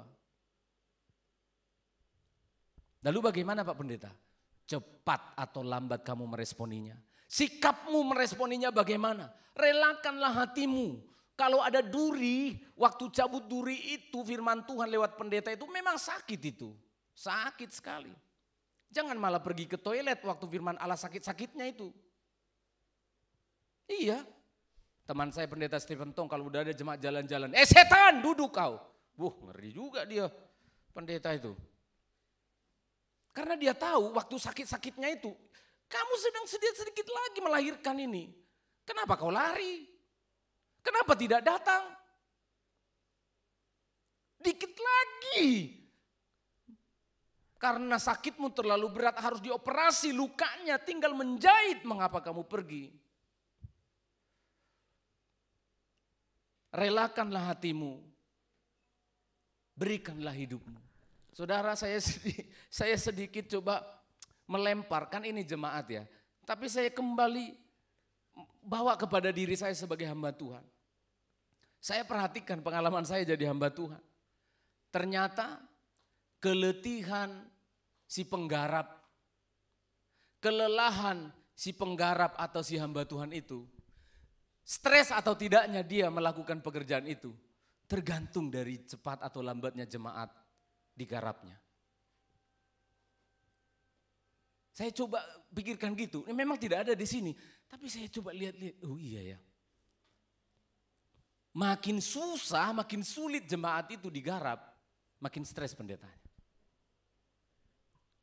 Saya sudah bersaksi ketika kami ikut ke rumah pendeta teman saya ulang tahun gerejanya. Pendeta terkenal lulusan Amerika yang menyampaikan seminar ini. Dia bilang begini, 30 tahun saya stres, 35 kali saya berkhotbah tentang Allah Tritunggal di gereja saya. Jemaat saya nggak ada berubah, saya stres. Saya bilang, pendeta segede itu ternyata stresnya bertahun-tahun. Jadi perhatikan saudara, saudara ingin lihat pendetamu panjang umur? Ini pertanyaan saya dulu ya, ya kan? Halo, haleluya. Saudara ingin melihat ibu gembala sehat-sehat? Gampang obatnya.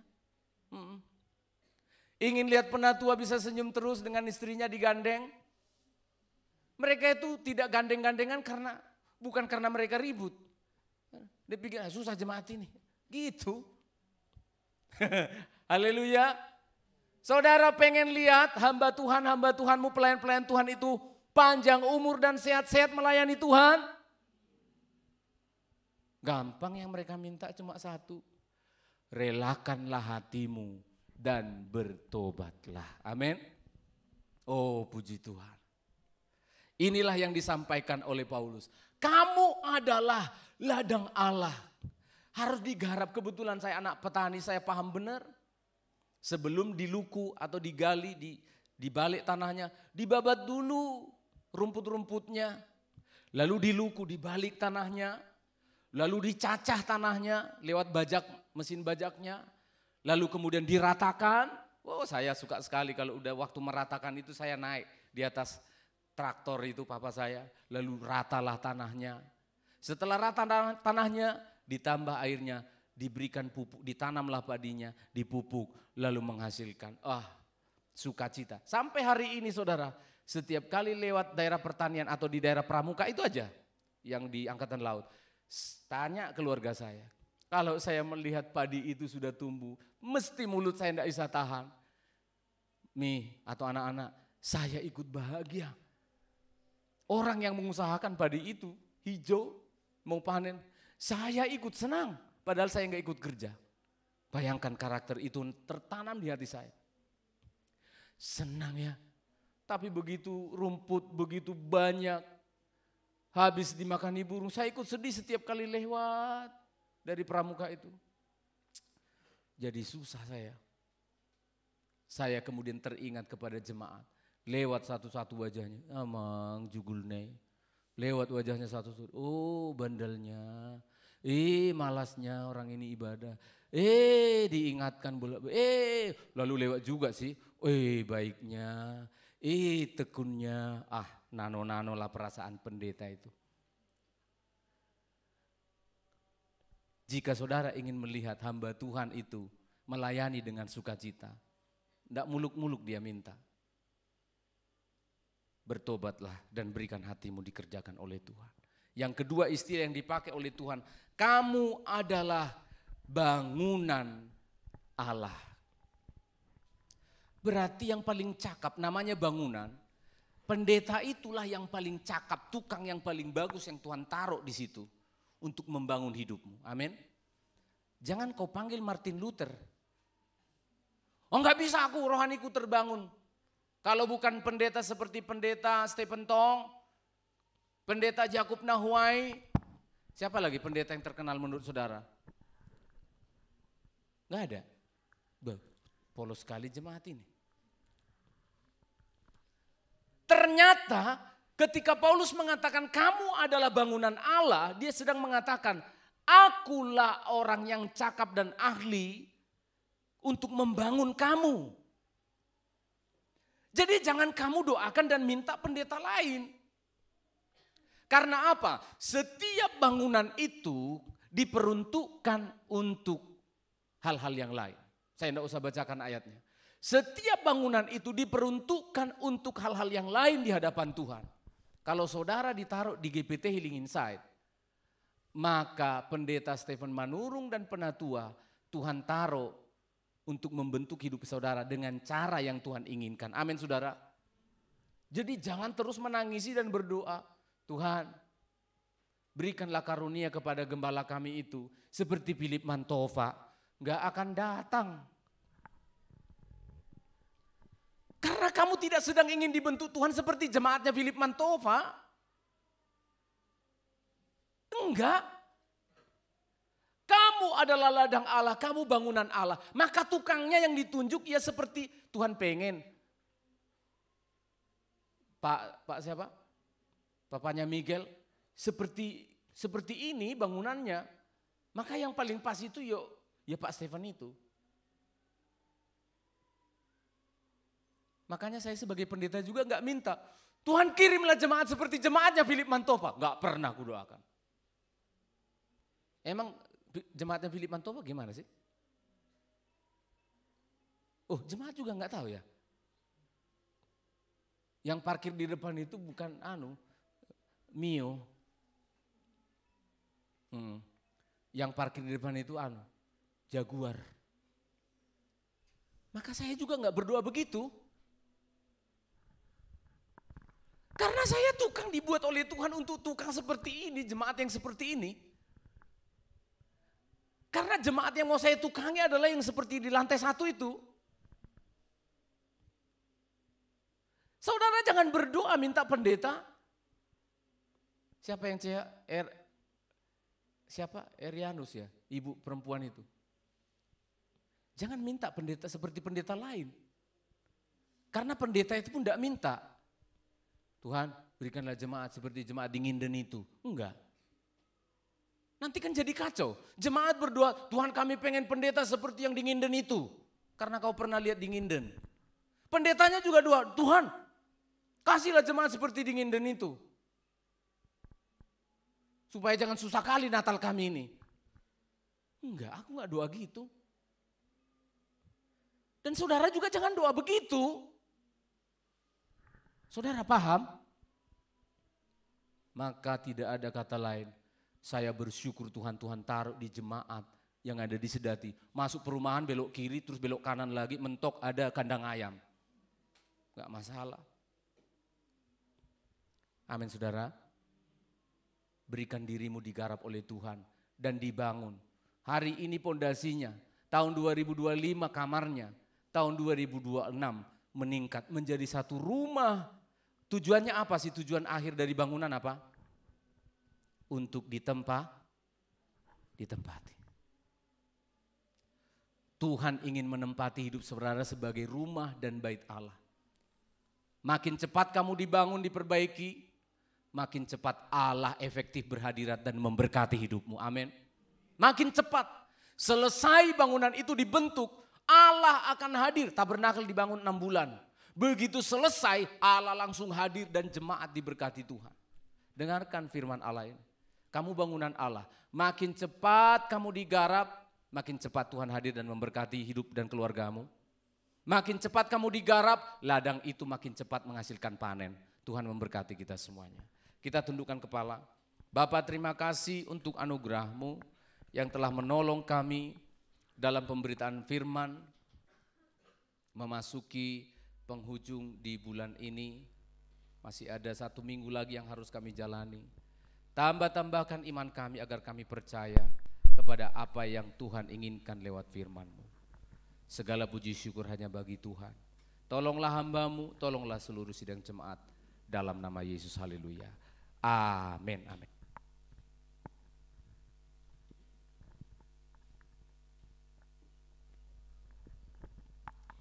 Puji nama Tuhan, diberkati oleh kebenaran firman Tuhan, amin. Tiba saatnya kita akan melakukan persembahan, kita nyanyikan pujian Sukacita Surga. Kepada para petugas dipersilahkan.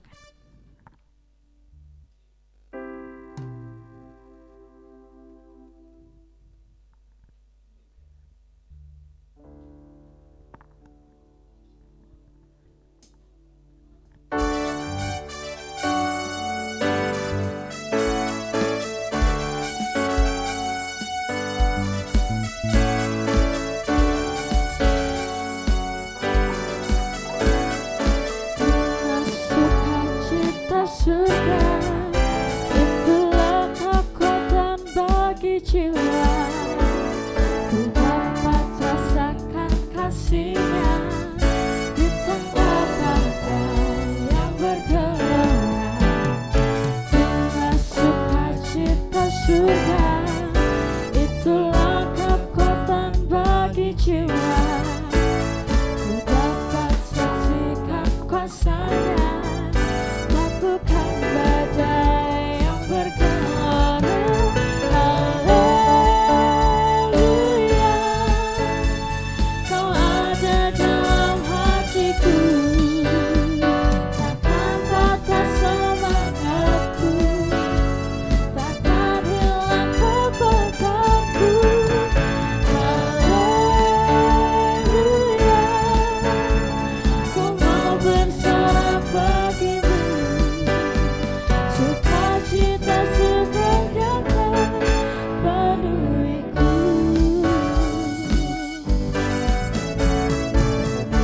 Sudah saatnya kita akan dengarkan pengumuman.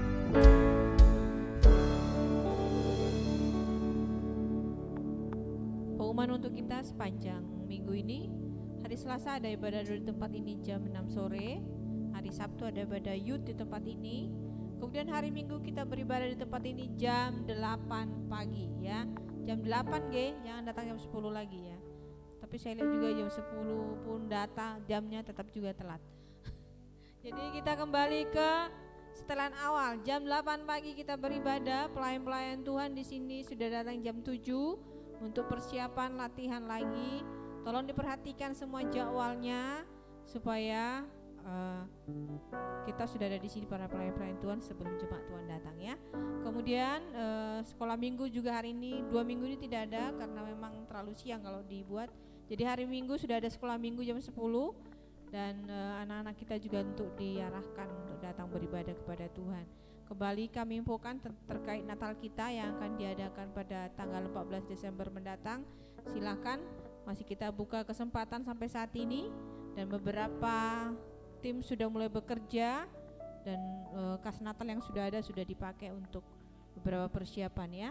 Kemudian silakan Bapak Ibu Saudara yang rindu berkorban bisa menghubungi bendahara atau transfer dengan informasi atau lewat kolektor ya. Jadi seperti tadi diumumkan bahwa kolektor pertama itu sudah kita pakai untuk kas Natal kita. Jadi nanti kita akan gunakan sampai bulan Desember mendatang baru akan ditutup persembahan untuk Natal ya. Itu saja pengumuman yang bisa kami sampaikan. Kita akan berdoa.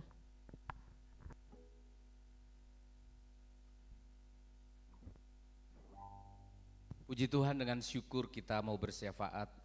Kita minta apa yang kita perlu kepada Dia. Bapa yang selalu mendengar dan menjawab doa kami. Kepada Engkau kami datang lagi. Kami ingin bersyukur atas pertolongan-Mu dalam ibadah ini yang sudah Tuhan tolong. Dipermuliakanlah nama-Mu atas segala apa yang kami kerjakan selama ibadah ini. Tuhan tambah-tambahkanlah karunia talenta, kekuatan, dan hikmat kepada kami untuk melayani Tuhan semakin baik dan lebih baik dari hari-hari yang lalu. Kami malu jika kami memberikan yang cacat, yang tidak berkenan di hadapan-Mu Tuhan. Kami bukan orang-orang yang ahli, kami bukan yang mahir, tapi kami adalah orang-orang yang rindu meningkatkan kemampuan kami untuk melayani Tuhan. Maka berkatilah khususnya anak-anak muda kami dalam mencari nafkah, di dalam studi mereka, sementara mereka juga diberi kepercayaan melayani Tuhan. Tuhan bukalah hati mereka untuk melihat waktu-waktu yang kosong, waktu-waktu yang senggang untuk mereka berlatih, meningkatkan diri mereka untuk melayani Tuhan. Kami percaya Tuhan sumber hikmat memberikan kami kemampuan. Secara formal, les atau secara informal, Roh Kudus tuntun dan bimbinglah kami karena Engkau tak terbatas. Kami bersyukur Tuhan, dana untuk kas Natal kami sudah mulai terkumpul dan bahkan sudah banyak dipergunakan untuk mempersiapkan menyambut Natal kami. Maka masih ada beberapa bulan lagi ke depan. Jemaat inilah yang Tuhan taruh di sini untuk melaksanakan ucapan syukur itu. Maka berkatilah umat-Mu dalam usaha dan pekerjaan tangannya. Mungkin berkat-berkat atau gaji yang mereka terima selama ini hanya cukup untuk keperluan. Maka kami percaya Tuhan buka tingkap-tingkap di surga, cara-cara yang lain untuk memberkati kami, agar Natal kami bisa terselenggara dan Engkau dipermuliakannya Tuhan. Berkatilah umat-Mu dalam segala pergumulan. Ada yang lemah dan sakit, apalagi yang sudah lanjut usia, ya sakit-sakitan. Engkau memberikan kekuatan yang baru setiap hari, sehingga sakit mereka dipulihkan, digantikan dengan sukacita oleh Tuhan. Berkatilah Tuhan, ibu-ibu janda yang sudah lansia, kami orang-orang yang lemah, Engkau berikan kami kekuatan, Engkau berikan kami kemampuan. Terima kasih Tuhan mendengar doa kami. Kami serahkan pelayanan kami di 2 pelayanan di tempat ini, pelayanan di panti yang melayani jiwa-jiwa yang lemah, pelayanan di gereja, pengasuh-pengasuh jasmani, pengasuh-pengasuh rohani. Tuhan pakailah hidup kami untuk melayani jiwa-jiwa yang Tuhan percayakan di 2 pelayanan ini, baik di panti maupun di gereja, jiwa yang belum percaya maupun yang sudah tergembala. Berkati kami lewat penggembalaan yang sederhana di tempat ini ya Tuhan. Kami rindu selalu firman-Mu meneguhkan dan menguatkan kami. Tegurlah kami terus Tuhan, nasihatilah kami dan kuatkanlah kami lewat firman-Mu yang disampaikan oleh para hamba-hamba Tuhan yang menggunakan mimbar ini sebagai sarana penyampaian firman. Kami rindu firman Tuhan, kami rindu menyenangkan hati-Mu. Terima kasih Tuhan. Anak-anak sekolah minggu kami yang 2 minggu ini tidak sempat terlayani khusus karena dalam rangka kemerdekaan waktu yang harus kami sesuaikan dengan kondisi di tempat ini. Maka berikan mereka sukacita, kesehatan, dan kekuatan untuk memulai kembali aktivitas sekolah minggu pada minggu ke depan ini. Kami serahkan bangsa dan negara kami yang berulang tahun ke-80. Kami serahkan pemerintah kami. Tuhan tolong negeri kami ini Tuhan. Banyak masyarakat yang merasa ada yang aneh hari-hari ini di negeri kami. Itu sebabnya beri kedamaian dan ketenangan Tuhan. Tolong pemerintah kami untuk mereka bisa menangkap keadaan ini, agar bangsa ini dibawa untuk mensejahterakan rakyat.